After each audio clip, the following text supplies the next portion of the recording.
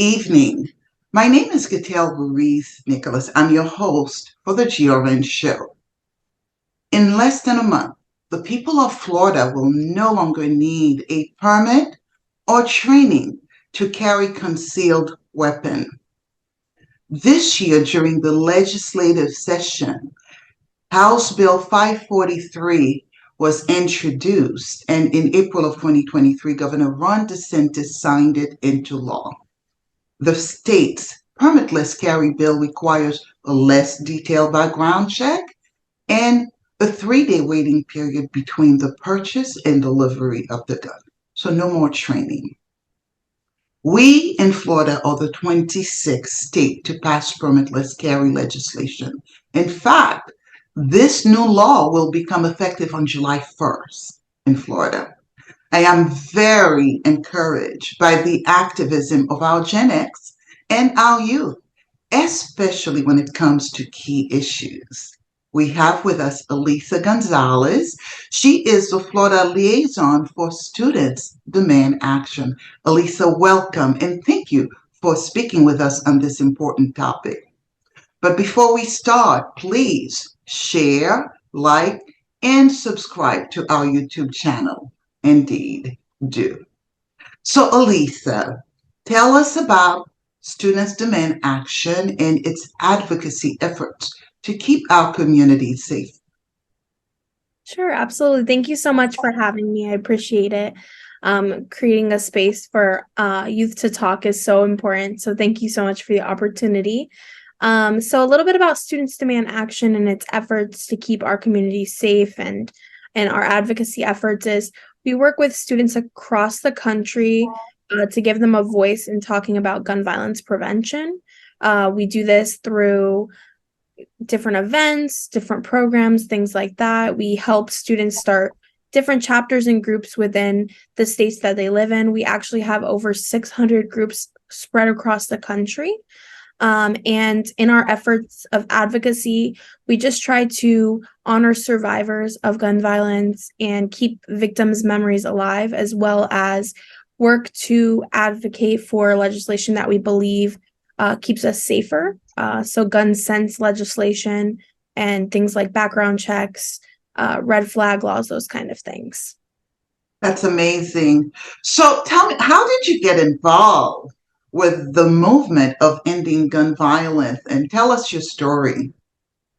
Sure. So I got involved with the organization specifically after the Parkland shooting occurred about 5 minutes from my home, and just seeing the shift in the community and kind of what came out of it it was just really disheartening, really sad, a really difficult time for our community. It still is, even 5 years later. But that is where I kind of started getting involved. Even before then, I was always very passionate about gun violence prevention. I just felt that I didn't have the voice to go out and make an actual change. I remember growing up just seeing school shootings and things like that occur on the news. When I was in elementary school, the Newtown shooting occurred.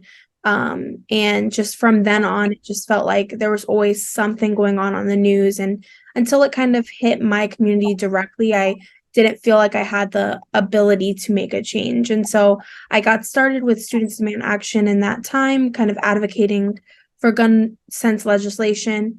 Then when I started college at Florida Atlantic University, I started a chapter of Students Demand Action at the university. And so I founded that chapter in 2020 during the pandemic. And just from then on, I've been advocating and just actively involved. A little more about my story, though, and why I'm so passionate about gun violence is at a young age, when I was in middle school, I lost a friend to suicide by gun in 6th grade. Oh, And from that time, I just, it was something that I couldn't understand at that young of an age. And just seeing the things that would happen just made me want to learn more of how I can help people and how I can get involved in kind of hopefully ending gun violence, or at least lessening it, especially being that, at that time in my life, I'm not sure what the what the amount of gun violence that would happen was, or what the statistics were like, but I know what they are now, and they're really alarming. Especially seeing that guns kill children and teens more than anything else. It's the number one killer of teenagers and children, and that's just very alarming. And then in my active career, I'm a social worker. I'm going to school, getting my master's of social work currently.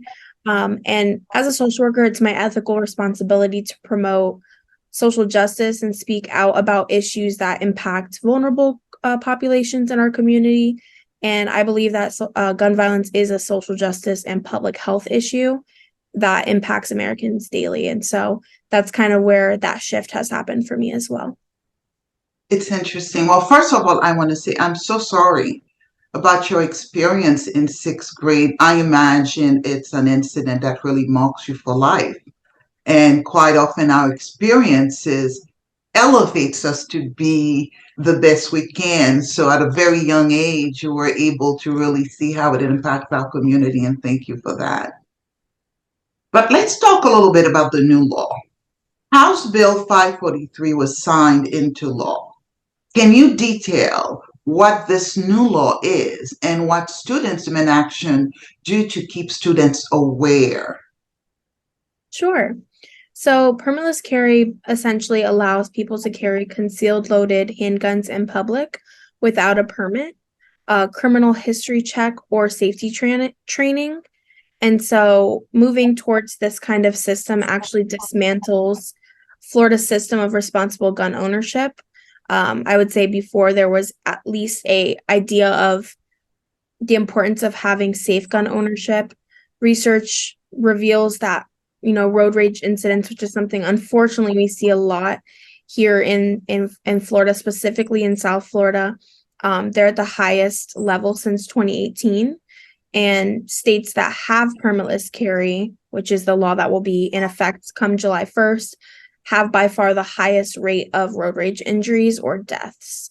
So just seeing that that is like something that we actively deal with in South Florida and specifically, or in Florida in general, and seeing that now we're a permitless carry state come July 1st is really alarming.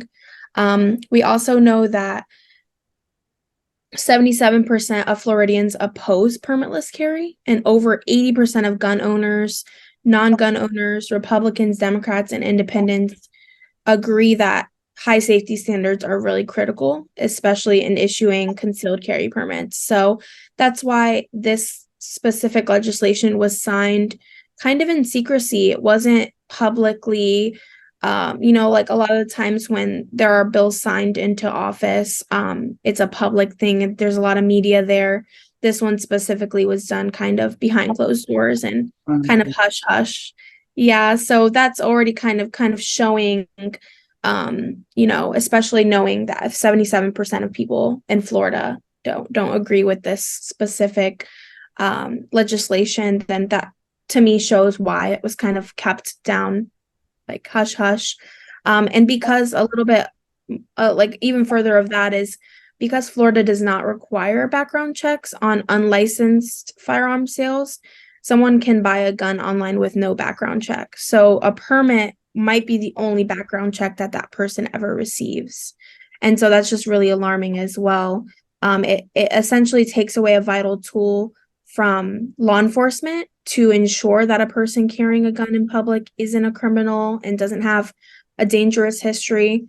And there has been a lot of support from law enforcement against this bill, or, opposition against the bill. So it's just the people who are usually the first on the scene, which we would say would be law enforcement or other professionals, such as like medical professionals and things like that, EMTs, EMS, fire rescue, those kind of positions. When there is a moment of distress, those are the first people on scene, and these kind of bills don't help keep them safe so that they can keep other people safe.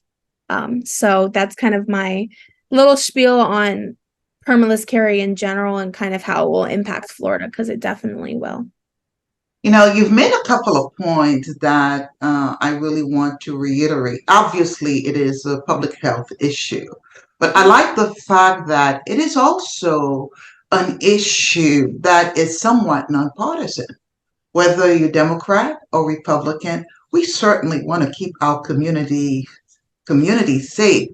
Right. And it really bothers me that 77% of our community do not want this new law. Yet, that's the law that we all will have to deal with as of July 1st. So this is one of my little pet peeves. I tell people elections have consequences.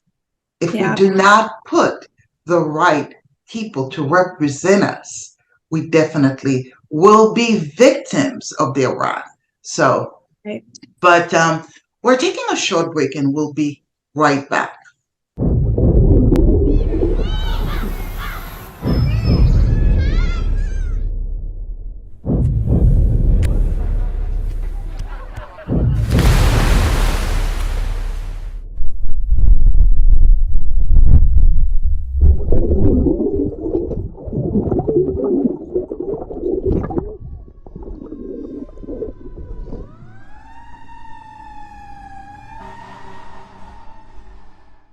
We are back, and I have with me Alisa Gonzalez. She is the Florida Liaison for Students Demand Action. And as you know, we have a new bill, a new law, permitless carry, that will allow people to really carry a gun without permit. And as a Gen X, she is so knowledgeable about this law. And also, she's doing her part to keep our community safe. So, Alisa, welcome again.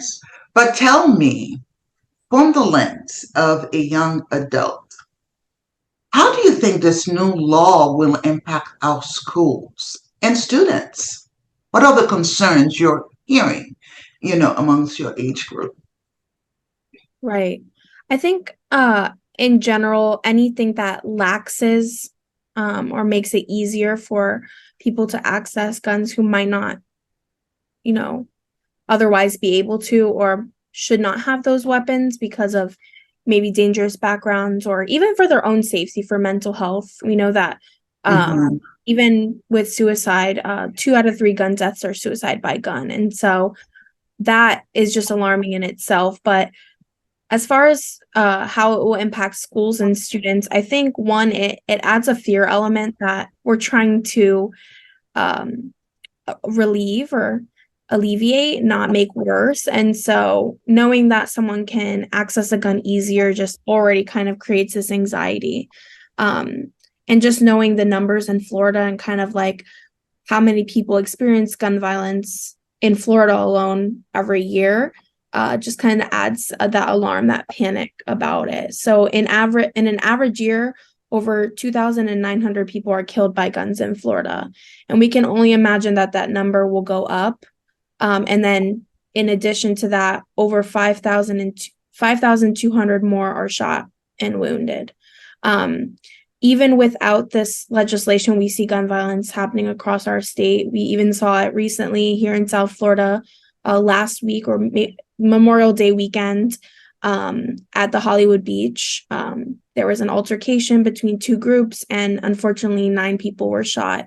I'm not sure if those people, like what the result of their injuries were, but 9 people were shot, including a child. And so it's just, if we see these things happening already, we can only imagine them getting worse with the legislation. And in Florida in general, there's a lot of tourism here, and I just can't imagine that someone would want to come to a state that is not safe for them.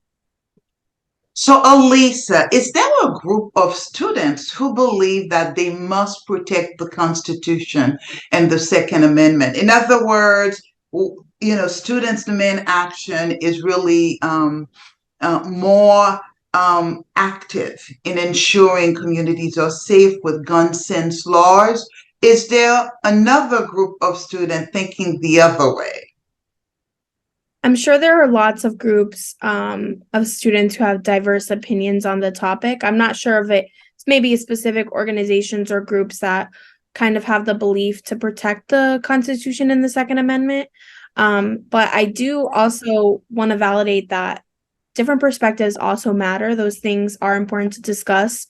In no ways are we saying that we shouldn't have a Second Amendment or the Constitution doesn't matter. There are just ways that we can respect that Second Amendment right that we hold and also keep our community safe through gun sense legislation. The legislation that we wish to pass and that we kind of push for or not to just take people's guns or any of those kind of things. I think that's a big misconception with gun violence prevention in general, which oftentimes leads to a lot of division amongst the topic. And I think that's why it's considered such a hot topic.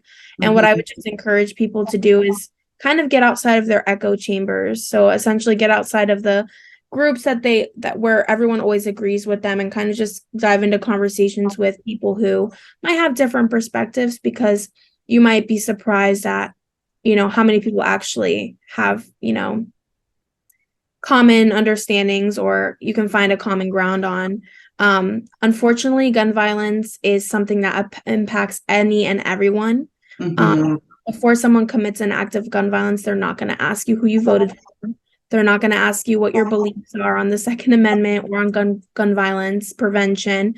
Unfortunately, those questions aren't asked, and those things are not, a contributing factor. It can happen to anyone. It can happen at any point.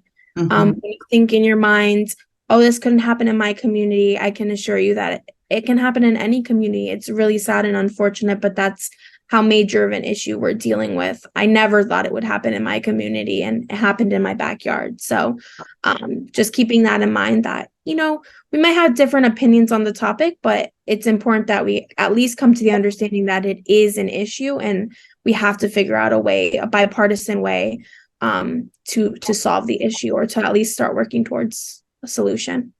Great point. The other day, somebody mentioned, we were having this conversation about this new law, and then I heard the person say ghost gun. I have no idea what that means. And so I had to kind of educate myself a little bit about it. So can you tell us what is a ghost gun? Sure. So a ghost gun essentially is a do-it-yourself, like a DIY homemade gun that you can get. Basically, you get a building kit and you can purchase that with no background check or no questions asked. And you can build a gun at home yourself. These guns are usually made by an individual. They're not through a federally licensed manufacturer or importer. And they're actually one of the fastest growing gun safety problems facing our country because they're so unregulated. Yeah. So it's that easy. Anybody can purchase those things. Nobody will ask them what it's for, and they can really have these weapons at home. Unbelievable.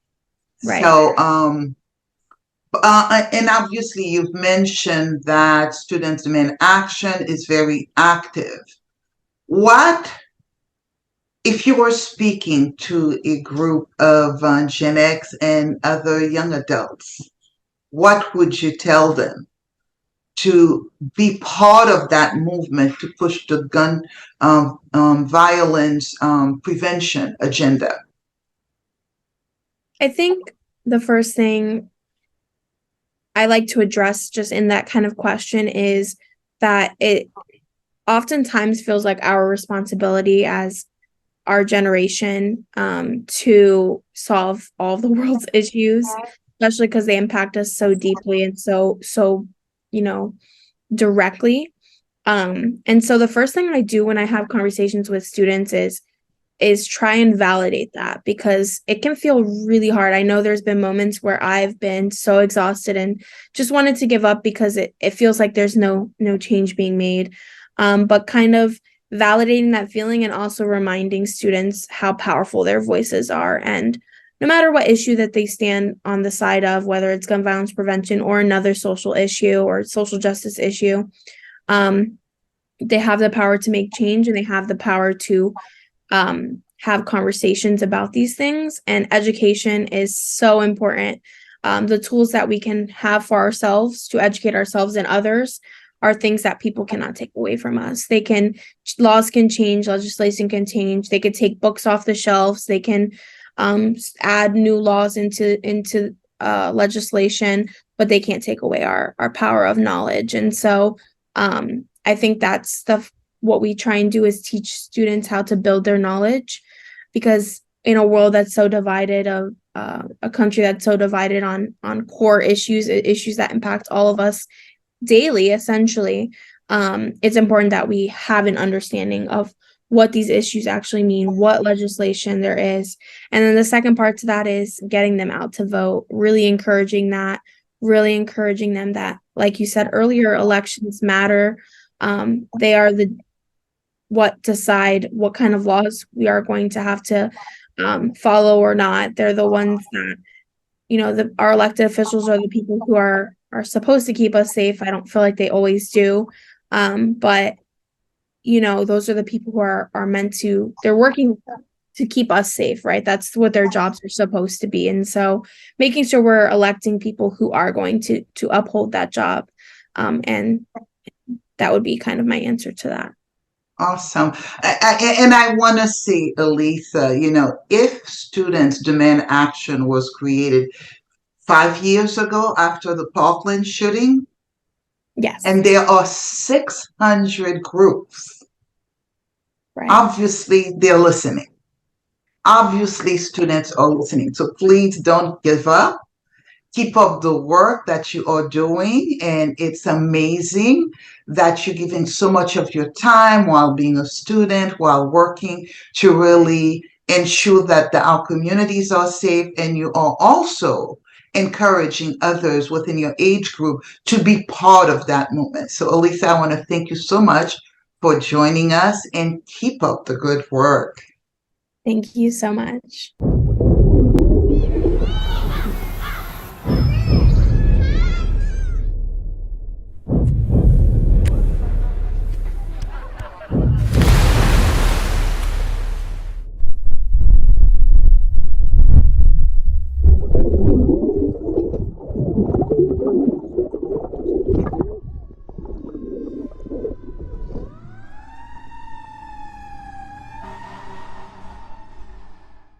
As a parent, even when you have older children, you cannot help but worry about them, because gun violence is happening everywhere, at church, at the mall, at schools.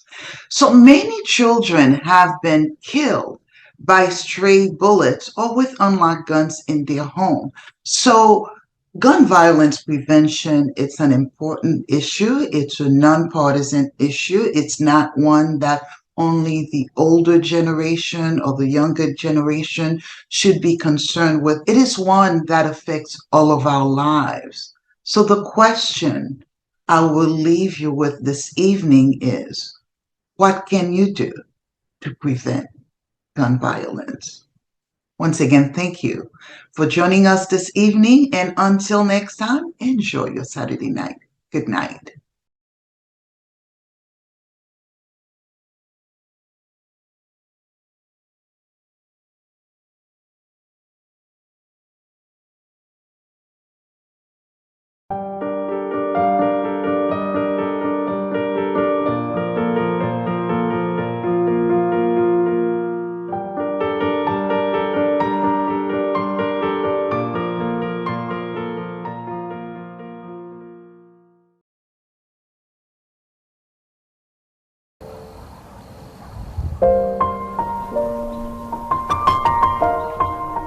I love the murals because there's a little bit of joy, right? It's just, they're beautiful.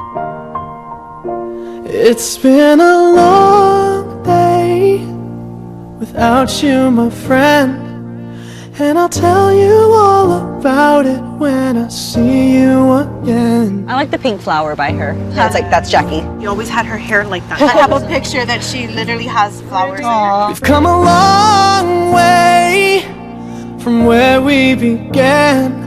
Oh, I'll tell you all about it when I see you again. I want them to always remember the 21. You get to see their face again. All the kids are probably having fun up there. It feels good to see the murals because they bring back the good memories, not the bad ones. People are trying to help us keep our kids' names alive and make sure that they're never forgotten. go, and every road you take. I like Eva's too. Yeah. Very pretty. That's exactly it. Maite. Beautiful Maite. My tail. All the little hearts you see in there. Yeah. She just looks happy, and she just looks at peace. So those were Tessa's bracelets. We got them back. The T on there, that's the one that I usually wear. It's been a long day without you, my friend. And I'll tell you all about it when I see you again.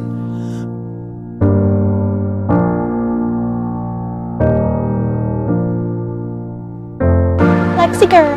Her hair is actually back in the original photo, but we wanted it down so you could see the highlights. It's very easy to want to push all the bad things in the world aside. But if we forget, this will just happen again and again. Oh, I'll tell you all about it when I see you again. When I see you